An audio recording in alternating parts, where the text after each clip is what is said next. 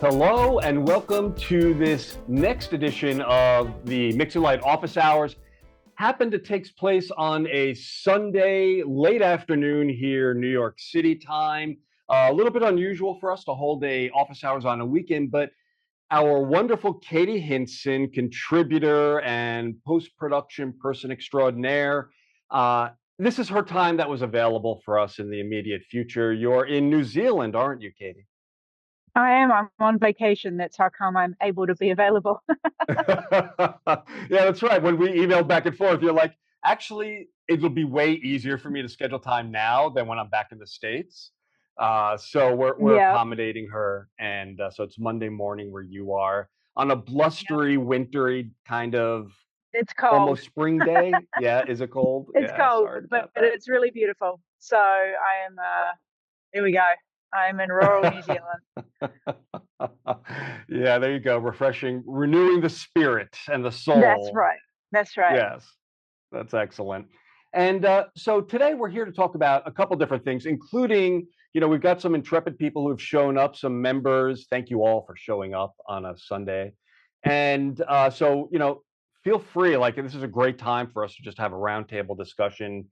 If you Mm. have questions, if you want to jump in, raise your hand. We'll try to keep it kind of organized, and I'll call on you so it's not a total free for all.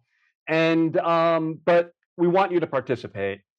And so we're going to be talking about a couple things today. Mostly, we're going to be talking about Katie's salary. I call it the salary survey because I think that's what motivates people to take this survey. Is I'll Okay. share I'll share what I'm making in the hopes that I will then get other people sharing anonymously, of course, so I can see how I'm stacking up based on my experience, based on my role, and I get a sense of how I sit in the market. If you're new into this business, it's a great idea. Like, how much should I be charging on an hourly rate if I've got 2 years of experience and I'm editing or I'm a colorist, right? And so, if you're entry level, this keeps you from undercutting everyone and also helps keep our pay rates at a healthy rate. So I always promote it as the salary survey, but Katie, you actually give it a slightly different name. Yeah, I just started calling it the post-production survey. I think we were calling it the rate survey for a while. We're 9 years in now. I've been doing this for 9 years. Every October. It's kind of cool, but it's really important. It's a snapshot, right? It did start, as Pat said, it did start because when I started the Blue Collar Post Collective, we had a very active Facebook community, and the number one most common question people asked was, "Hey, look, I'm starting a new gig. What should I be asking for? Like, how much should I be getting paid?" And while people wanted to help each other, they didn't want to be broadcasting what they get paid, and that's pretty fair. So I thought, well, what if I did an anonymous survey? Everyone can just put in their info, like what they're working on, how experienced they have, so everyone can compare apples to apples, and then just kind of say how much they get paid, and it's all anonymous, but you can see that somebody who's working on the same kind of thing as you, same kind of experience level, doing the same kind of job, you can kind of see what other people are making and kind of make your own determination of how much you want to offer for your own services, because otherwise it's how long is a piece of string. And there's not a lot else out there that does that for people. Some parts of our industry have union rates, but again, not everybody's entirely sure what all of that means sometimes. So sometimes it's just easier, especially for folks at entry level, but not just at entry level. If you haven't actually gone for a new job for a while, even I've found that. Even I've used it for that. I don't change jobs that often. So I'm like, oh God, what's the market rate now? Like, what should I do? And I find now that a lot of hiring managers like myself now actually use it as well. So Yeah. I tend to get in there and say, oh man, I need to hire someone. Now, I have a comp team that decides how much market rates are for things, but I don't entirely trust them. And I like to look at this as well and say, okay, well, what are people getting paid? What should I be looking at, paying somebody for their services on a production? And I think that actually being able to have, and I encourage production managers as well, or producers who want to hire screw up on something. When I was running post houses for quite a while, and we all probably know how it is. You get to post, all the budget's gone away, and everyone says, "Oh, can I get my film colored?" Yeah, sure. How much money have you got? Well, I've got about $1,000 left in my budget. That is definitely not going to happen. But I think by encouraging producers to get in there early and say, well, what should I be budgeting for a colorist? I think is really helpful. And so there's lots of different uses for the data, and that's why I make the full raw data set public every year as well. So you can actually just sit there and take the Excel or the Google sheet and just start filtering and start looking at it and understanding kind of where you sit and comparing yourself to other people. I think that's really, really useful, because there's also questions in there about how people get paid. So, because a lot of colorists in particular who work at facilities get commission on top of their salary. Other people charge out their equipment fee and kit fee. So I think, that stuff is also captured, and I think that's really useful. And some folks get bonuses, which are outside of their salary as well. So I think, even that information is useful for people to understand how they compare and maybe what they should be doing and asking for and advocating for themselves as well. Now, the survey is open right now. It is through the month of October. For the month of October. I'll admit I have not yet done the survey, so I'm going to I'm going to ask you, though, as an owner operator myself, like, I don't consider myself a freelancer, and I'm certainly not staff. So the questionnaire will capture, if I dig into the raw data set, like, all right, as an owner operator who runs my own equipment, depreciates my capital, has to renew that, like, that is getting captured in there as well, so I can compare myself to other owner operators? That's an interesting thing. I don't capture owner operators necessarily as a specific data point within the overall post-production community. But but I think how you are hired on a production is probably the way that you should consider it, right? So is your company hired and therefore you are staff? Or are you hired and therefore you are a contractor, a freelancer? Or are you somebody who has a loan out deal and you're consistently at a facility or on a production, but you don't work for that company? Then you would be a permalancer or something like that. So those are the three categories, because I try to be as broad as possible. I think a lot of people try to be more specific and say, but I'm not quite all of these things. But the thing is that when you're comparing yourself to 4,000 other people, unfortunately, you're not a special snowflake, and it's actually not as useful to the data set to have something that's very specific in there. If you're looking at the overall data set, the way that people are going to use that, they're going to look at, trends more than anything else, more than wondering what Pat Inhofer specifically has going on. They might want to see what somebody who's highly experienced with very lot of levels, a lot of years of experience, who is hired out on a production for something. What does that look like? You charge a kit fee. Okay, cool. This is your rate plus a kit fee. This is how much you're working, the kind of work you're doing. Those kinds of things are far more useful, I think, to the larger. It's interesting too, and when I filled it out in years past, the way I handled it was, as a solo owner operator, I kind of know what my freelance rate is, right? Like, if someone called me up and said, "Can you come to my place and work for me on an hourly basis and quote me that out?"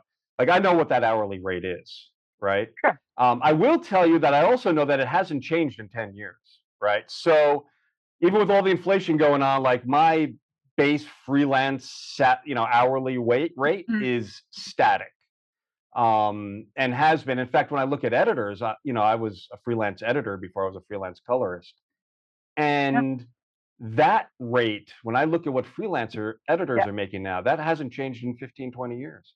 They're losing. We're losing our kind of power in the market. Yeah. So we do have the overall trend since 2018, to 2023, because I can't tell you this year yet, because we're only a week into the survey for this year, is that pay versus inflation, the inflation adjusted rates are actually, inflation's going up faster than pay. There is a small overall trend upwards in pay rates, It's not a lot over the entire post-production industry. The overall sort of rate that's of inflation that's gone up is about $5 an hour. Yeah. But and if it kept up with inflation, it should have gone up by about 30.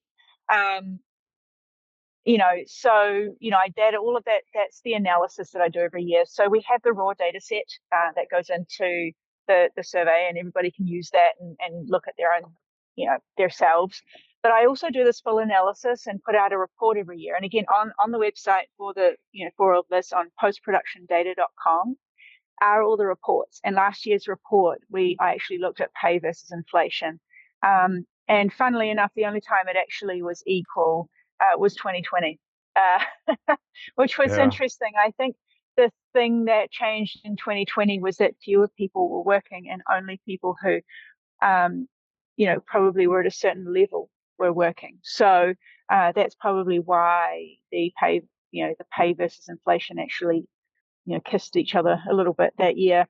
But otherwise, I think the general trend was that inflation went down, and the only people working were more highly paid in 2020. But otherwise, things aren't keeping up with inflation. But that's pretty standard across the whole workforce in the United States. So we're not special. Pay is usually lags inflation is typically what happens. It does. Now, and to finish the thought, as an owner operator, because I know a lot of our members are owner operators. That's right. The way I filled out that survey is, all right, if I was in my market down the street, hiring myself out as a freelancer, I'll put down my freelance rate.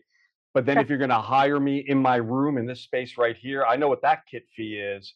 And so then I just add that on as the kit fee. And that's kind of how I kind of get all that data into the survey.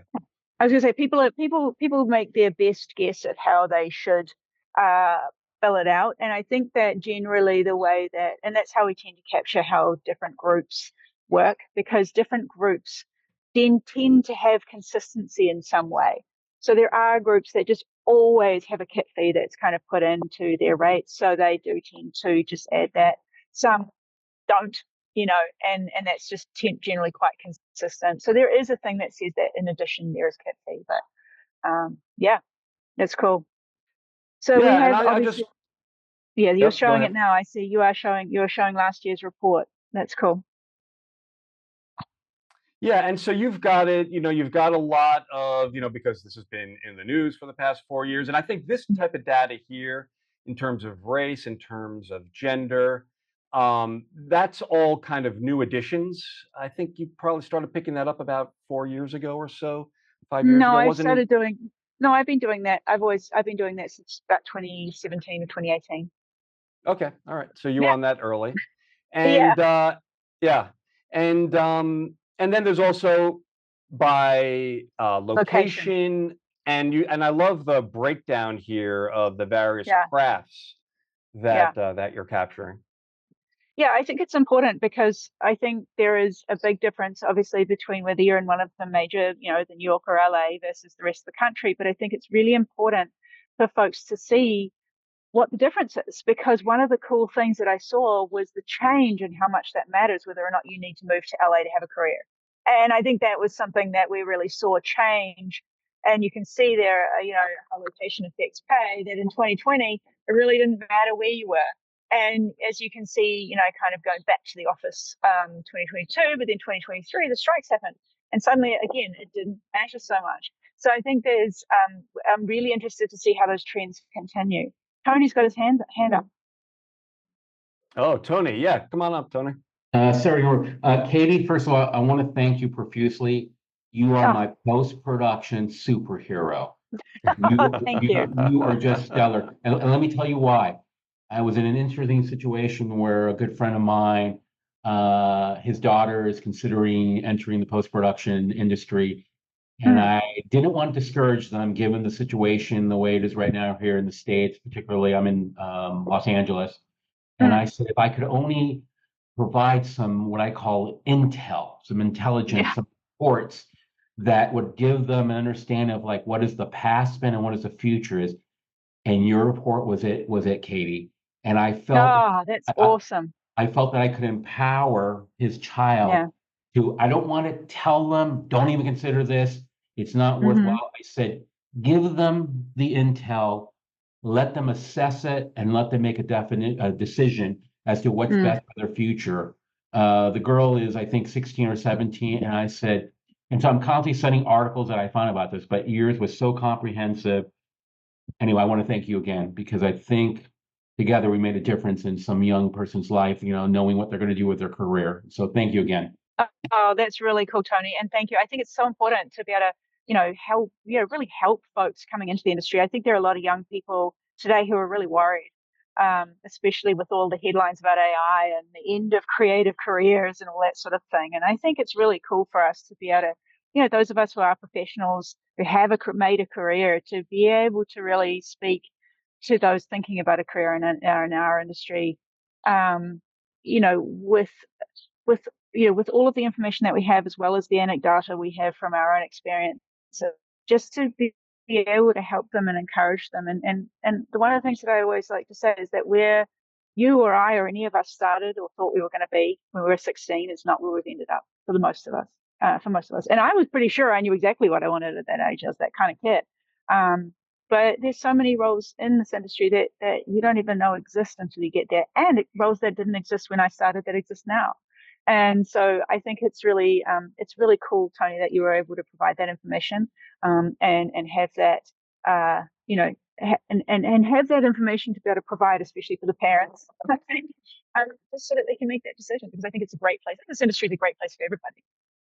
Yeah, the one thing I will add in closing, the reason that I was trying to do that is because I felt somebody when I was 15 was able to guide me and tell me when I asked them the questions. I think we're from a generation where, consider I came from the analog generation. I think things were a lot more simpler to get in. You just had to be willing to prove to somebody that, you were a worthwhile investment. So I was looking at that at my age, and I encourage everybody to do this, is we have to pay it forward to pay it back, I guess is what I'm looking for. But ultimately what it comes down to is knowledge is power, and power is the catalyst to positive change. We just got to go out and find that. And so your report was part of it. So once again, thank you. And I mean it. Thank you so much. You are my superhero. Oh, thank you. That's really sweet. Look, I think this is why it's done. I think the knowledge is so important, and the more that we're able and empowered to share with each other, even though we're fragmented in our industry a lot, especially freelancers, the ability for us to have a vehicle like this where we can actually share knowledge, and knowledge is power. I really think it is, and I think that we can empower each other to advocate for ourselves in negotiations, to get a good rate, to keep rates good, as much and nice and strong as much as we can. I think that's really cool, and I love that we can use that for that. And the other thing in terms of knowledge being power and the transparency there is, I also think that you can't improve what you don't measure, and I see that from a business perspective and from a community perspective.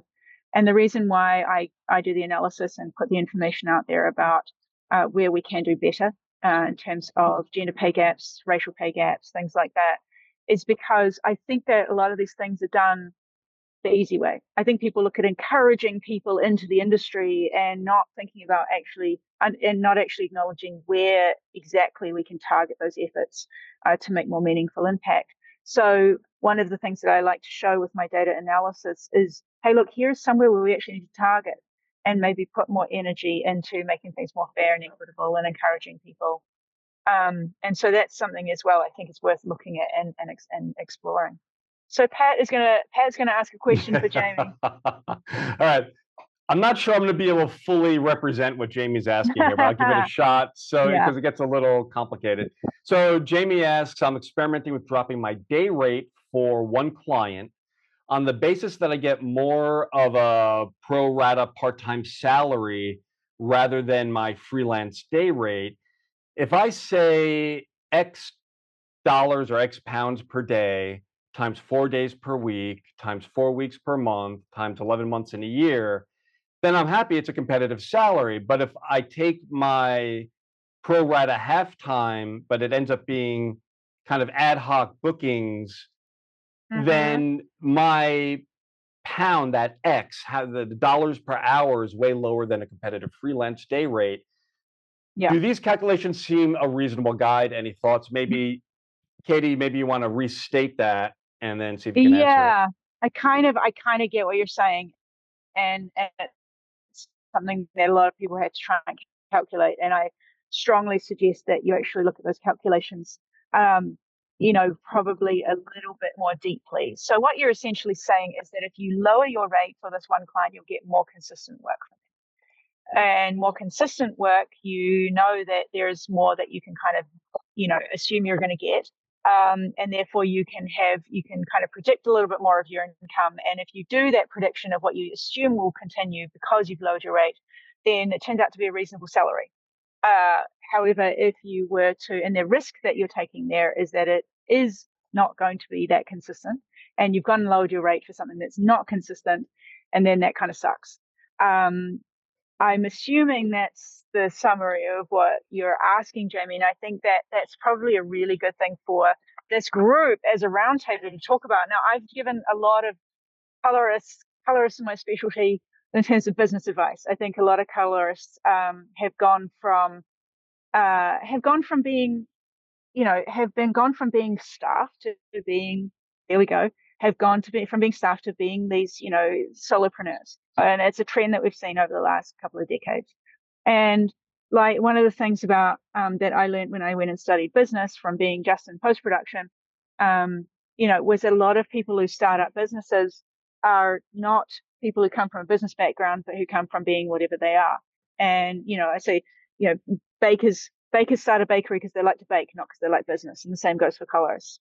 So the more I'm able to share the education that I got in business and starting small businesses and running small businesses, the better. So there is an insight there where I talk about how to do your finances, and it's something that I've coached a number of people doing. But there are different ways to understand, the calculations, how much you think you're going to get. So you kind of need to start with all these exercises, and I guarantee you Jamie's done that because he's good at following my advice. And then you need to understand, how you can have flex rates. So you can have these different, now that you can look down here where Pat's scrolling down. I do this with people, and it's usually where you can break it down to multiple different rates for different kinds of work. So what Jamie can do here is understand that for this different client, because some people will say, well, I've got these clients that I really like working for, but they don't have the budget. And then I get these ones that have big budget. So as we might talk about commercials versus TV versus films, for example. You can see in this example, we've got a rate for commercials and films, different rate for TV clients, for example. So you just need to understand, if you don't make it in the lower rate and the number of days per month you have to do the TV work or the lower work in order to get the amount that you need for your salary that you do want to pay yourself, then you know that you're going to have to go out there. And if you're not doing the work for the steady client it's going to get you a lower rate, you're going to have to go hustle and get a higher one in a month to make the amount of money you need to make to pay yourself the salary you want to pay yourself. So that's how we work it out. And we look at it in terms of, because it's really common. Most people, I think, have this kind of situation. They'll have a steady client that they get a lower rate for, but it's worth it because it's fairly steady. It'll be like a TV show or something that's, a lot of people have a reality show, for example, that they just do for years over and over again, and it pays about half as much as their normal rate, but they know it's always going to come in. And they just know that if they're going to do that, they need to get a certain amount of other work or that work in order to get the salary that they want to pay themselves. So I think that's kind of the calculation that you need to do to work that one out. And it's always got to start from how much your expenses are and your depreciation and all of those other things, and then how much do you want to pay yourself? Because a lot of people forget when they start running their own business to pay themselves a salary. They forget. They think about the costs that they have to go out, and they think they've got to pay rent and they've got to do all these things. But they actually forget to pay themselves, and they forget to give themselves insurance, and they forget to give themselves things like retirement planning and savings and all of those and other things. Equipment replacement. Really, exactly. You've always got to think about those things, and that's how you need to work out what your rate is. That's how you need to figure it out. You need to figure it out by starting with those things, and then you go, well, I have to charge this, and you can have these multiple rates, like Jamie's talking about doing. I think it's a really good way to do it. It's very, very common have multiple rates because you want to be open to be working for different kinds of clients. You can't just have a single rate and you know that you're going to end up suffering, that you can't always take on every kind of client. And sometimes you need to be able to be flexible in that way. So once you do that kind of, if you do that kind of calculation, you can understand where you can be flexible and what that means if you do need to be flexible. The other thing I always recommend having is what we call a runway in business, which is a specific savings that is, the runway is how long could you last paying yourself and all your bills without work. So your runway in life is very useful, as is in business, but your runway is how many months can you survive without work. And so it's good to have a minimum 3 months runway just in savings. And that includes paying your own salary and your expenses and everything else. And so if that cost per month, once you've done all your calculations, is say, $5,000, for example, then you need to have $15,000 in savings. That's your runway. And some people might have 6 months runway and are very comfortable. Some people have a year runway. 1 year, when I knew that I had a year's runway and it was great. And so I decided to take a sabbatical just to see how long it took before I got bored and wanted to work again, which was nice. Folks who had decent runways were able to get through COVID and through the pandemic shutdowns without freaking out so much. It's a really good anxiety reducer when you are a small business or a freelancer. And I think that's a really, really useful thing to have, so you don't freak out when you take risks. And it's great to be able to take risks creatively, I think, especially. Sometimes you'll say, look, I don't know if I'm going to be able to make any money on this show, but I really love it. It's a film that's really cool and it might be really valuable to me. Then if you have the runway, then you can take that risk. So I think that's a really valuable financial bit of advice that I like to give to people who want to start their own business or go freelance. Jamie, did we manage to help you when I rambled on about different ways of organizing your finances? Yes, thanks. Yeah, thanks Good. for sharing that insight too. Good. That's that great. insight is brilliant. Yeah, I hope so. I've linked to it in the chat. And I'll Yeah. also link to it in this when this insight goes up on the website. And the Google spreadsheet I showed there is embedded in there. You just want to download it, copy it yourself, and then start filling out those numbers. Because Jamie, I will tell you, I kind of summarizing everything Katie said there. If I had to take that and turn it into a Google summary of 2 sentences. Go on, AI, Pat.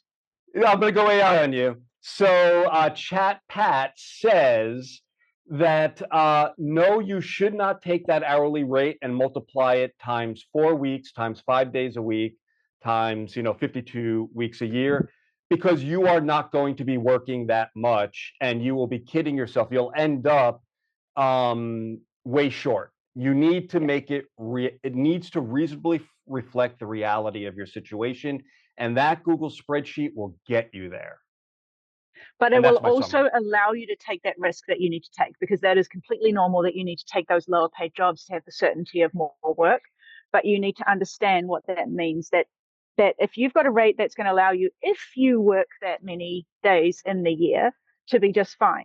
But you need to know that if that takes a turn downwards, here's how you're going to make it up. You're going to get one commercial. So you're going to go out there and you know, because you've done the calculations, that if that starts to dry up, you just need to do one commercial. Cool, I can do that. I can hustle, I can get one commercial, and then I'm good for the month. You know what that actually takes, and you don't have to go, because what most people do is they go, oh shit, it's starting to dry up. I'm going to need 10 commercials. Oh shit, right? No, you don't. You've done the calculations and you know you just need to do one. So that's what's really valuable about doing that and doing it proactively, is that you know what you need to just live comfortably, get your savings, and do all of those other things you need to do. You need, say, 4 of these jobs that you're thinking about taking in a week, or 1 commercial, or 1 class, and that's the cool thing, that you can just work out and you feel a lot less freaked out about taking the risk on those other jobs. So that's, that's my advice to you. Cool. Now, does anyone else have any questions? Feel free to just open up your mic and jump in if you have questions, especially on this topic of pay, setting your rate, money, money, anything related to money. Yeah. Katie's great on this. I mean, and Katie, I guess, one of the things that makes you so good on this topic is you're both an artist, you've been the artist, and now Mhm. you've also been management, and you see and Yeah. understand the decisions of management, how they see the artist versus how Yeah. you thought. When you first got into that, when you made that transition, were you Mhm. surprised by what you learned, or were you already pretty sophisticated about how you set your rates and all of that stuff? Um, Not so much surprised, but I loved the having the information as power. And I Yeah. loved suddenly getting insights into why things are done the way they're done. So there was that side of it, and then there was also the fact that I also studied business. I went kind of back to school and studied business, and particularly focused on small businesses and startups, because I thought that it had a lot more alignment with the post production industry, small businesses and startups. In fact, the Yeah. way that startups are funded is exactly the way films are funded, which is fascinating to me. Hmm. So, I had that, and I also had the insights. And the cool thing was that the way colorists are paid is, I think, the most interesting part of our business. And now that I have the power of knowledge, I spend as much time as I can coaching colorists to get paid better. I love it when colorists are, especially the big colorists that are at the big shops, because the way they're paid is super complex, and there's a whole bit of math at the back end on how much we want to offer a colorist and how they get paid. And because colorists for post houses today are the commodity, the colorist is the commodity. So if you're at a post house, know that you are unfortunately a walking check. You Yep. are, and that's the way you're Yep. seen. You are the thing that they are selling.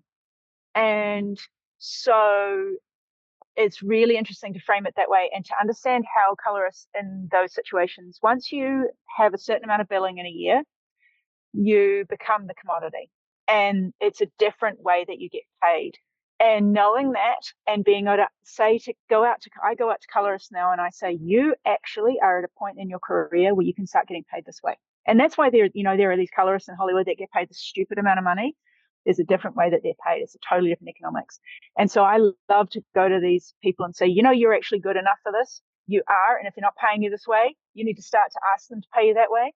And the math behind it, and helping people negotiate really, much better rates, knowing what it looks like from both sides and what it looks like under the hood at the back end of how it's calculated, then I can say you can actually ask for up to this amount, because they will say yes because of the economics behind it. So there's So being able to just give people that information is so cool. now we've talked about with you on Mixing Light in a previous Yeah. insight exactly how this happens with the big facilities, how Mm-hmm. the commission structure and all of that. Yeah. But from the facility side, though, are they willing to do that because the colorist brings in the rest of the job? It's bringing them in from pre-production, and they know that by locking down the colorist, they're kind of getting the whole pipeline, or is it just No, it's not just because of simply that. no, it's not. It's No, because it's they not. can command the money. It's both. It tends to be that the colorists have the relationships with DPs, and so Oh, the best bit of sales that you can do is to have the right colorist who has the relationships with DPs. Or there'll be a colorist who's just so good a DP wants to work with them. And right. and I think, as you all are as colorists, you make relationships. A lot of the colorist work is all about relationships, as editors are as well. If you're in the room with somebody, with a client, then you have relationships with clients. That's how Yeah. you do your business. And so if the facility has you, the facility has your clients. So that's the thing. They don't have to go out and get clients. The clients are going to go with people they like. So when they buy a colorist, they buy the colorist's Rolodex or contact list. And so that's really what it comes down to. And there is a point where it's really worthwhile for a facility to buy a colorist. And that is when the colorist is billing, total billing in a year. So exclusive of costs or anything like that, just full on account Gross and billings. Okay. gross billings, hit about $1 million a year.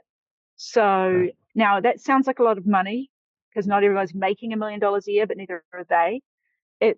It's how much, over a whole year, that might be, 3 or 4 feature films, right? It's not Yeah. a whole lot. So, really once that hits once that gross billing can potentially hit $1 million a year, that's when you become somebody who's extremely valuable to a larger facility. Smaller facilities, if you're billing gross under $1 million, you are still valuable to a smaller facility, but you won't necessarily get paid with that commission structure. So the commission structure is where they see you as $1 million check. And when they see you as $1 million check, then you have a lot more power to be able to make those kinds of negotiations for really good pay.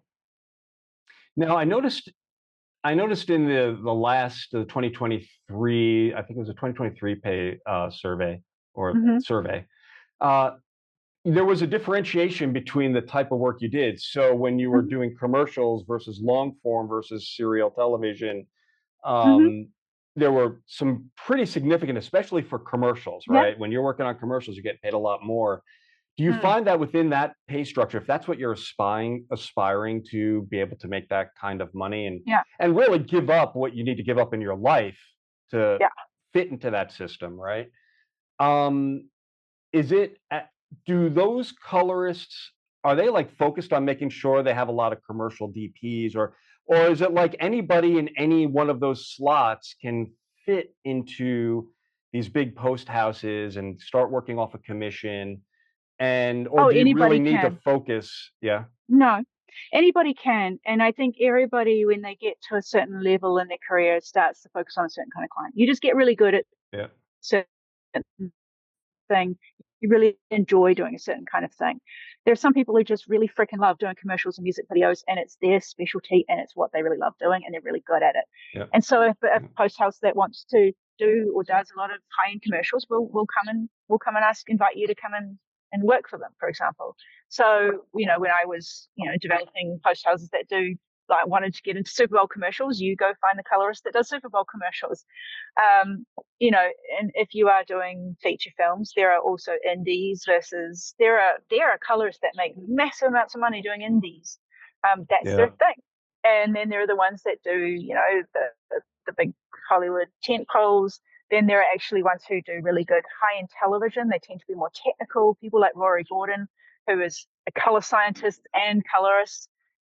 When it comes to specialized for streaming shows, the high-end stuff, because she can handle the HDR-ness of it, all of those different things, and do really beautiful things within a very technical thing. Like that's her specialty. So she has a great amount of value to people as well.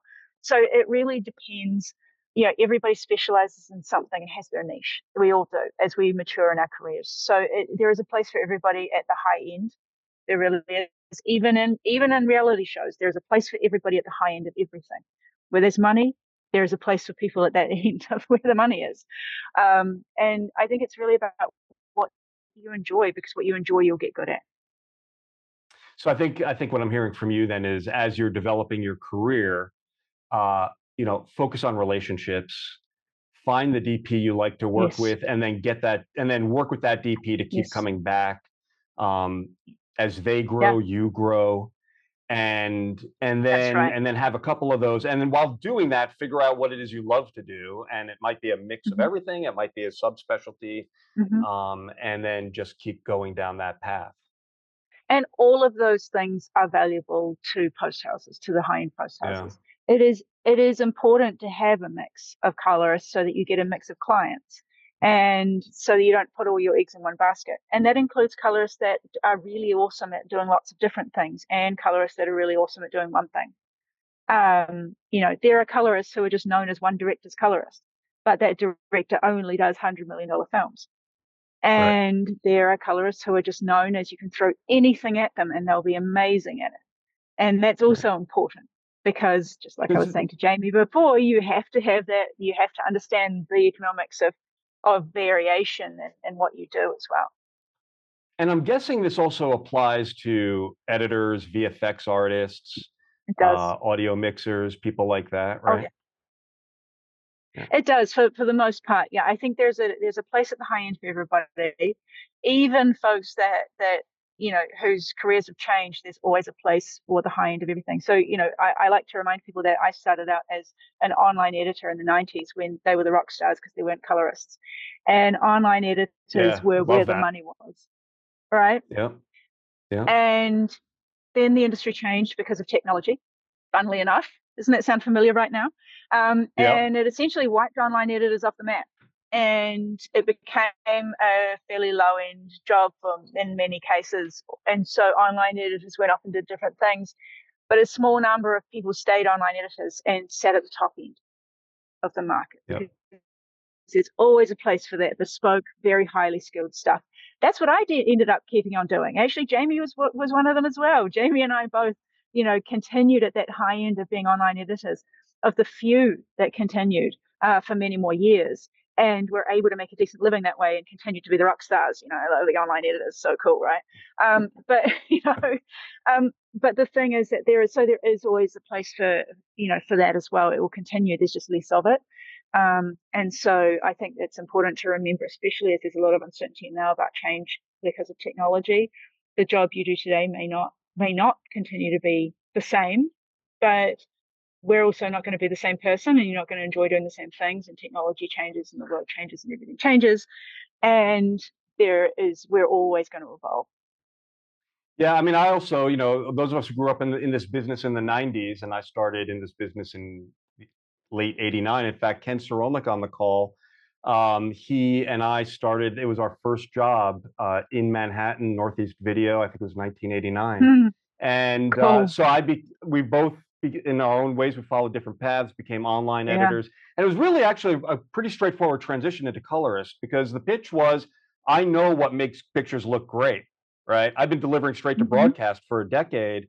And so now if you want to hire someone who can get something out of, a Symphony or Final Cut Pro Right. or whatever it was at the time, we were able to naturally just step into that role. And now we're about to go, and I'm going to now morph this into the second part of our discussion. We have 15 minutes, which is the next big transition I see. I mean, we've had some technology transitions over the last 20 years since nonlinear editing, computer-based editing came out. I think color management and digital cinema cameras are the two that kind of grew up side by side. One kind of begat the other. And so we're seeing all of that kind of come to fruition now. Then we've got high dynamic range and wider color gamuts. So now the palette is starting to grow for digital colorists and artists. And that's a transition. But I think the next transition we're really going to see, like, is there something equivalent to online editing to nonlinear editing? Analog to digital. And I think without a doubt, machine learning has to be the big, there's a siren going off, and you need to be looking at that siren. If nothing else, keep paying attention to it, right?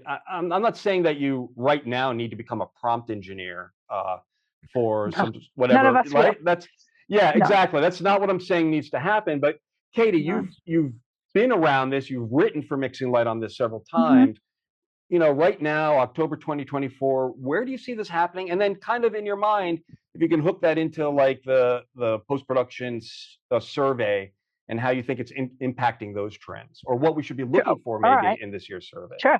Yeah, no, I think that's a excellent challenge for me, Pat, to talk about two very different parts of my knowledge base. No, that's very good. Look, I've been, I started out my career as this like plucky, smart kid who got thrown all the new technology stuff, and I know I'm a plucky, smart, older kid, or who still gets thrown the technology stuff. But it's always been a big part of my interest, and I think we're all here because we're all curious about things, and we're all creative technologists. We all are, I think, to an extent. Some more creative, some more technologists, but we're all creative technologists in what we do, because we use technology to make art. That's what we do. And whether that technology is film strips or whether that technology is computers, that's what we do. We manipulate science to make art. Yeah. And I think we will always do that. There is one thing I can say for 100% sure, is that computers, by the very nature of being a computer, cannot be artists, cannot be creative, but they can be a tool to make art. And the other thing I can say for being very deep under the hood of a number of these AI companies is that they all want to make money. And if they want to make money off artists who are the users of those tools, they're not going to put those users out of business. They're going to start at least by making things that we want. And the That's thing is, if really they make interesting. things we So don't it's want to actually, use, what you're saying is actually in their interest not to put us out of business, is what you're saying. because we are their customers. Okay. If you think about all of these NLEs, if you think about Adobe, and we are their customers, why would they put us out of business? But so they are going to, they are going to make tools that benefit us.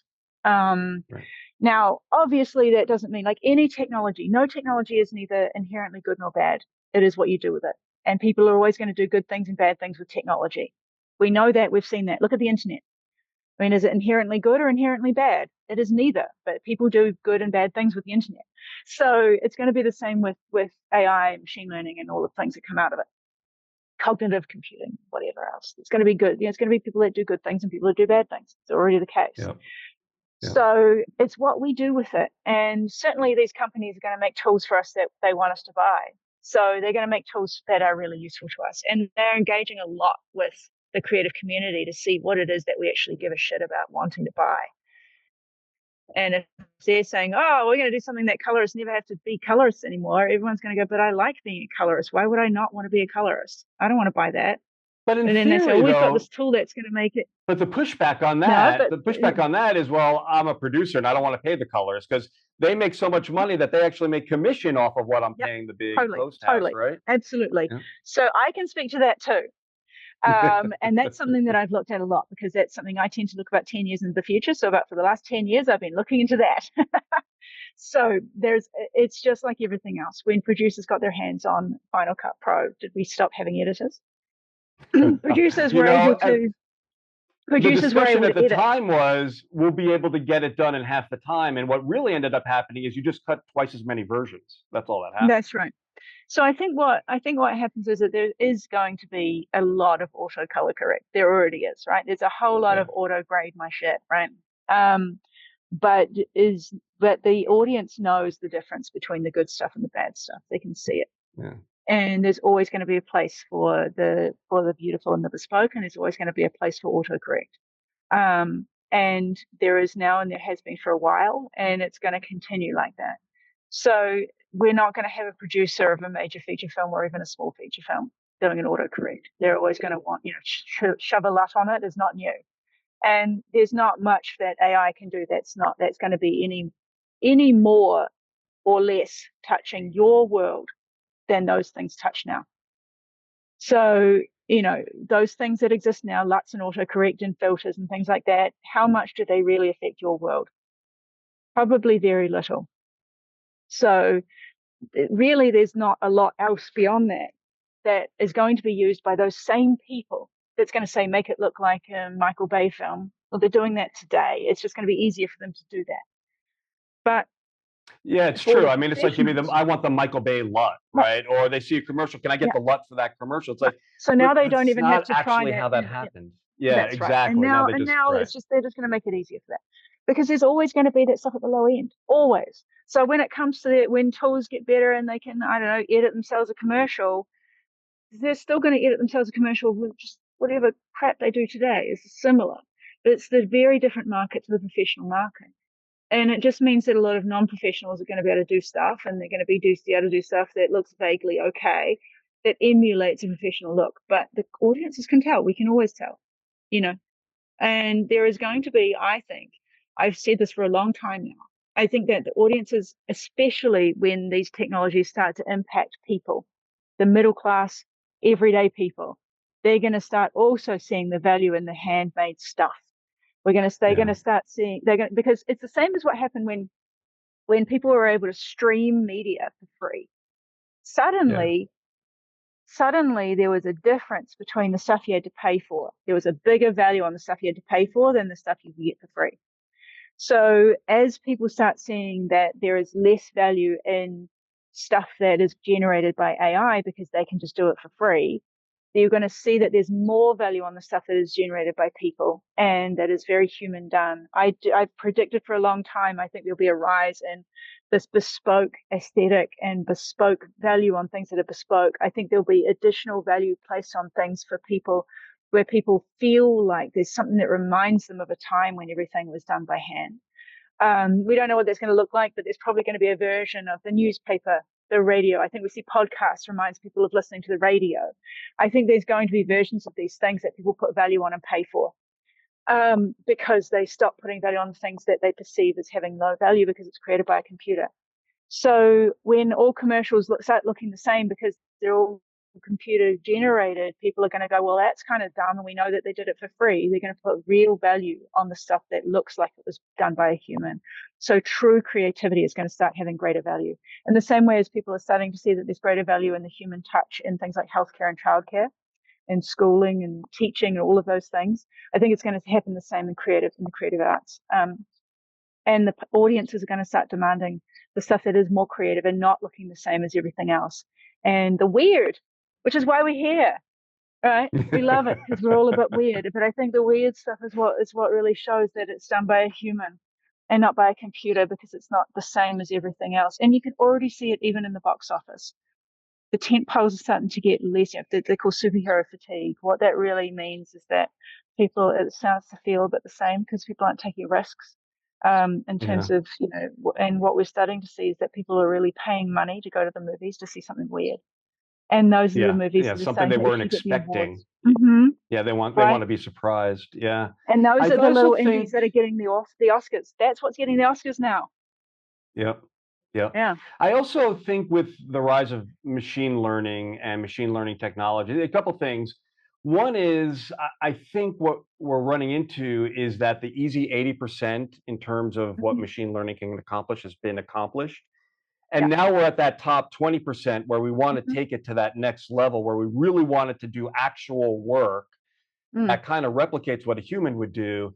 And that's where that's the 20-year challenge, right? It's like all of a sudden what looked like was 2 years away is forever 2 years away for the next 20 years, because every percentage incremental improvement takes way more resources, way more effort to get there. What I'm observing is really happening in terms of some of those advances. I don't think colorists are going to be that impacted, to be honest. I think you guys are pretty fine. I think the visual effects industry is where there's a lot of opportunity for AI and machine learning to contribute. And it already is, it already has been, and they're also big adopters of technology. But what I'm observing is that where that stuff is actually being focused in terms of research and tool development is that it's actually not replacing the artists in Hollywood, it's replacing the artists in the sweatshops.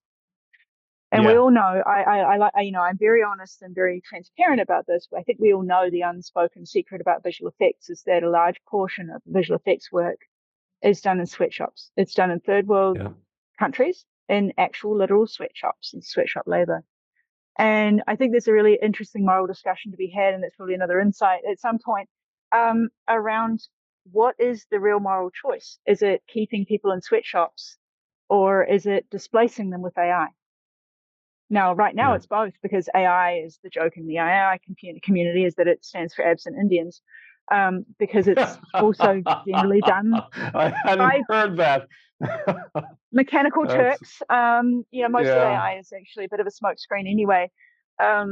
But as it gets better, it stops being so much that, and it is going to displace sweatshop labor. So I think there's something really interesting in terms of talking about that and understanding the economics of and the morals of that. But that's really where our industry is going to be the most impacted by AI. The jobs that are going to be impacted by AI are the sweatshop workers in third world countries that are doing a lot of this work for us. I think it was in a discussion with Jamie this week. I think Jamie and I chatted earlier this week. And I think, Jamie, you were the one who introduced me to Strata, which is Michael Sione's new endeavor that he's working on. And so I took a quick look at their YouTube channel. I took a quick look at their product. It's a machine learning product. And it was really interesting because I came to the conclusion they seem to be focusing the product on multicam productions that are generating thousands of hours of footage where the problem is it overwhelms humans. Humans Mhm. literally can't get on top of all the data. You just can't hire enough interns to watch everything, to tag everything, to make it usable for a story editor to come in and start finding stuff. And then the video editors start looking for the right B-rolls and coverage and all that stuff, right? And so what the machine learning in that instance seems to be from the public side that I could see on their YouTube channel, where there's overwhelm. That's another good place for these Mhm. types of tools.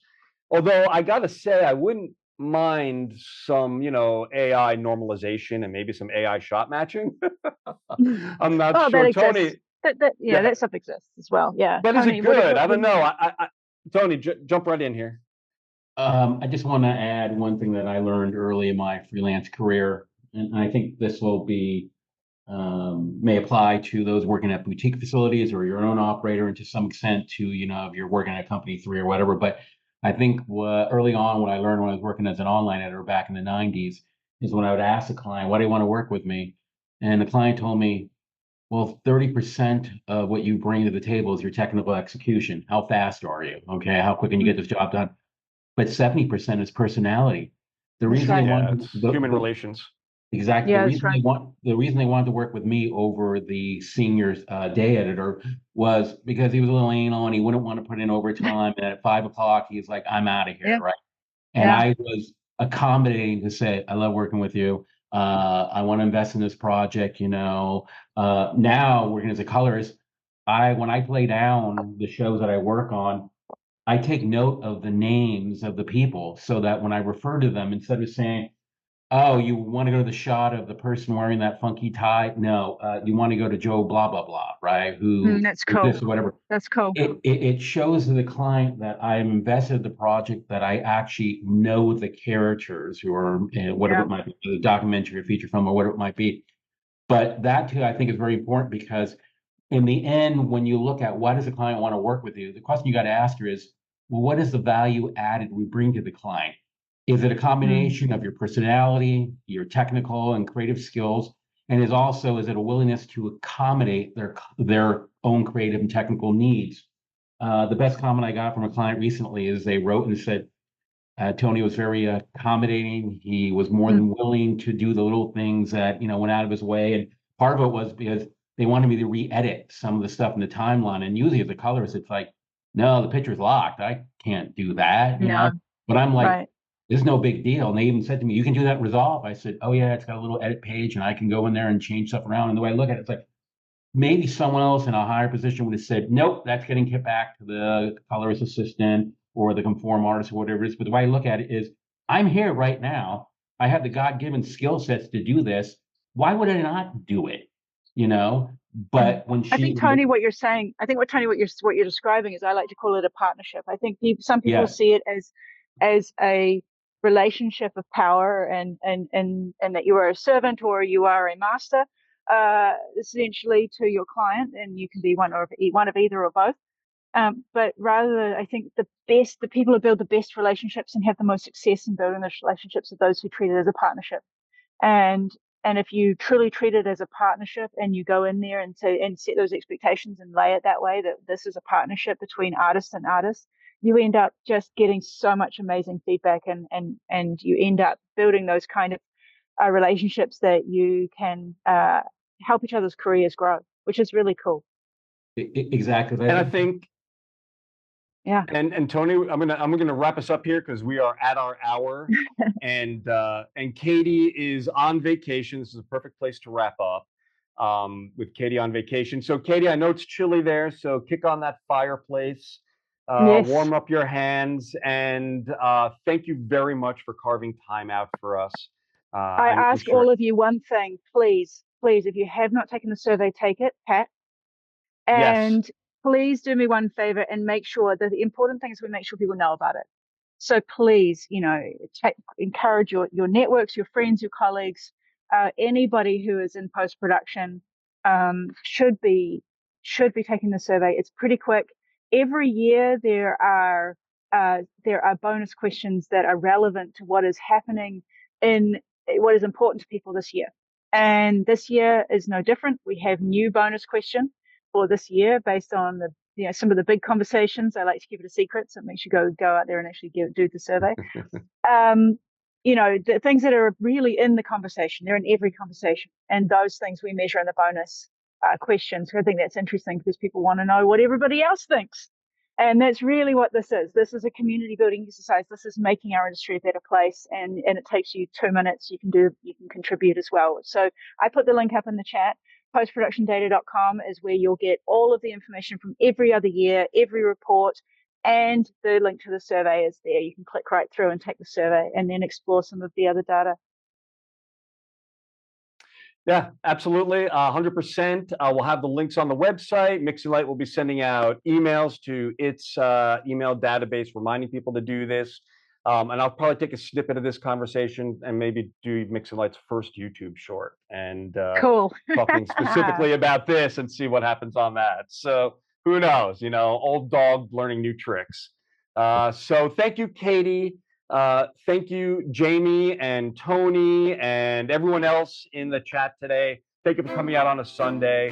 This is Patrick Inhofer from MixingLight.com, and we will see you in our next Office Hours Live.